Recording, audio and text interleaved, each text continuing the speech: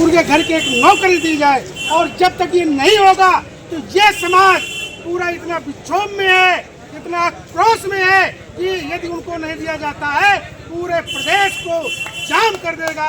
जय महासभा का ऐलान है। जय सरदार।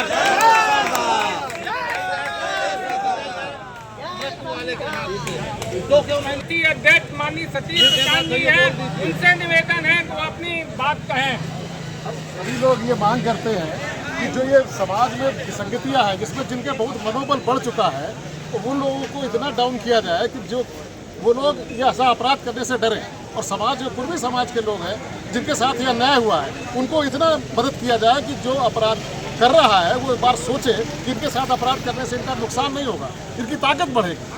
और जब तक आप समाज का मनोबल उनका डाउन नहीं करेंगे, जो जय परशुराम कर करके जातिगत संघर्ष करते हैं और मर्डर करते हैं, तो तब तक ये संघर्ष बंद नहीं होगा। सरकार का ये परम दायित्व है कि कुर्मी समाज के स्वाभिमान की रक्षा की जाए। एकत्रित हुए हैं फतेहपुर जिले में ही नहीं पूरे उत्तर प्रदेश में। मैं रामबरन वर्मा एडवोकेट, सारे समाज के लोगों के साथ बड़ा अत्याचार हो रहा है और मनवादी व्यवस्था की सरकार या सरकारी जाति के लोगों को खुली संरक्षण और सुरक्षा दी जा रही है, क्योंकि दलित पिछड़ा अपने अधिकारों की मांग करने लगता है। अभी कुर्मी समाज की हत्या 3 महीने पहले फतेहपुर के वर्तमान सांसद नरेश उत्तम पटेल जी के गांव में हुई, जिसमें कि केवल सीसीटीवी कैमरे उन्होंने अपने घर में लगा रखा था, इसलिए उनकी हत्या ब्राह्मण ने कर दिया। और काली शंकर यहाँ पर अजरौली गांव में इनके भी ऊपर जानलेवा हमला करके एक आदमी की हत्या करके 2 को घायल कर दिया गया।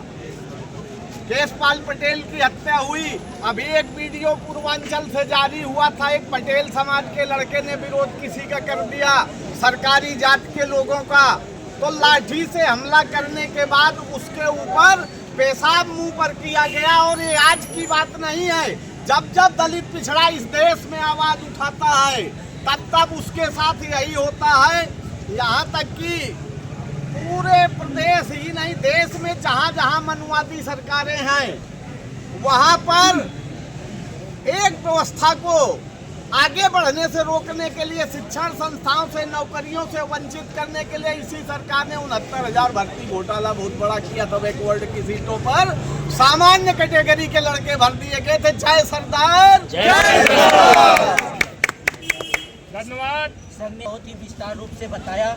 आज हम लोग सोनभद्र, मैं इंजीनियर केडी सिंह हूँ, सोनभद्र से आया हूँ चलकर। सोनभद्र के पावन धरती से फतेहपुर के पावन धरती पर गरीब शोषित वंचित पिछड़े समाज की पटेल हत्याकांड के न्याय के लिए हम सब लोग आए हैं। करीबन 20 के संख्या से सोनभद्र से यहाँ आए हैं। हमारा कहना यह है कि जैसा आप लोग सुने, हम लोग मीडिया के माध्यम से, प्रशासन के माध्यम से, इस एक ब्राह्मण समाज का आदमी हमारे गरीब शोषित वंचित समाज को फरसे से काट देता है और उसको पागल घोषित कर दिया जाता है। और पागल घोषित करने के बाद उसको सजा नहीं दी जाती है।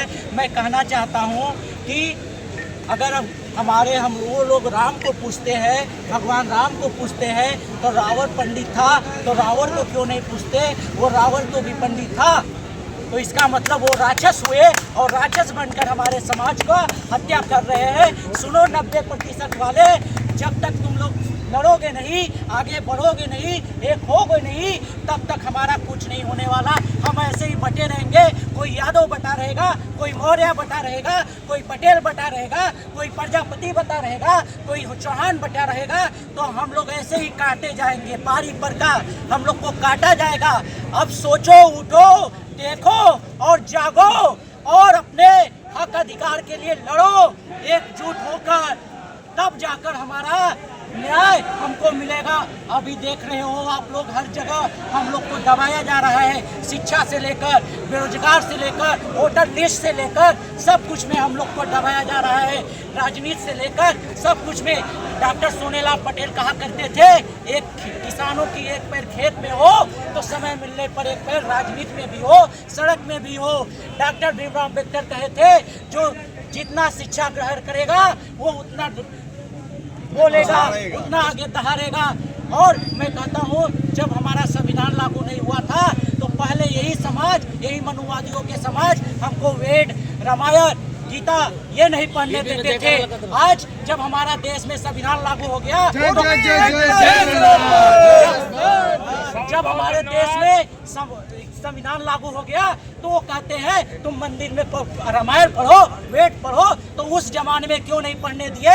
आज वो जानते हैं कि हमारे देश में संविधान से चलने वाला है, इसलिए आज वो बड़े बड़े कुर्सियों पर बैठ गए हैं। आप लोग के हाथों में रामायण, वेद, गीता बैठा दिए हैं, तो इससे भी बचना है और संविधान को पढ़ना है। संविधान में वो सभी आर्टिकल हैं जो हमको न्याय दिलाती है, जो हमको हक अधिकार के लिए लड़ना सिखाती है, तो आप लोग को पढ़ने की जरूरत है। और इसी के साथ मैं कहना चाहता हूँ, रात नहीं ख्वाब बदलता है, मंजिलें नहीं कारवां बदलता है, जज्बा रखो जीतने का, किस्मत बदले न बदले पर वक्त जरूर बदलेगा, पर वक्त जरूर बदलेगा। आवाज दो, आवाज दो, कुर्मी एकता जिंदाबाद, दलित वंचित पिछड़ा एकता जिंदाबाद, जिंदाबाद, जय शिवाजी जय सरदार, जय सरदार, जय भीम जय सरदार, जय भीम जय सरदार, जय जय जय जय सरदार, जय सरदार, जय सरदार।